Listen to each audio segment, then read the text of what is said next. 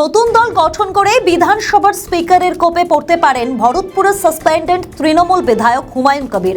মঙ্গলবার বিধানসভার স্পিকার বিমান বন্দ্যোপাধ্যায় স্পষ্ট জানালেন, হুমায়ুনের বর্তমান দলগত অবস্থান জানতে তাকে ডেকে পাঠানো হতে পারে। স্পিকারের কথায়, শৃঙ্খলা ভঙ্গের অভিযোগে তৃণমূল কংগ্রেস আগেই হুমায়ুন কবিরকে সাসপেন্ড করেছে। সেই সংক্রান্ত নথিও বিধানসভার কাছে জমা পড়েছে। কিন্তু সোমবার মুর্শিদাবাদের মাটি থেকে হুমায়ুন যে নতুন দল গঠনের ঘোষণা করেছেন, সে বিষয়ে বিধানসভাকে কোনো তথ্য তিনি জানাননি। ফলে তার দলগত অবস্থান কি তা পরিষ্কার করতেই তাকে তলব করা হতে পারে বলে জানান স্পিকার।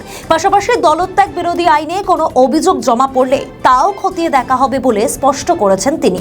আর কি বললেন শুনুন।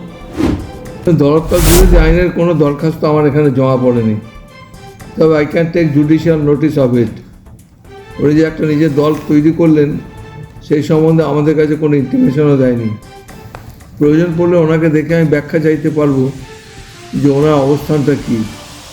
ওনাকে তৃণমূল কংগ্রেস থেকে সাসপেন্ড করা হয়েছে এবং সেই ইনফরমেশানটা আমাদের কাছে আছে। এবং এখন বর্তমান ওর অবস্থান হলো একজন নির্দল সদস্য হিসেবে। আর উনি আবার একটা দল যখন তৈরি করেছেন, ওর অবস্থানটা কী হবে সেটার ব্যাখ্যা আমার দরকার হলে আমি ওকে চাইতে হতে পারে। আপনি কি ডেকে পাঠাবেন? ব্যাখ্যা চাইতে গেলে পরে প্রয়োজন হলে আমি ডেকে পাঠাবো। আমি এখন সিদ্ধান্ত নেইনি। ঠিক আছে। আগামীকাল দুপুর 2টোর সময় পশ্চিমবঙ্গ বিধানসভার পুষ্প প্রদর্শনী ক্রিসেন্থেমাম শো শুরু হবে।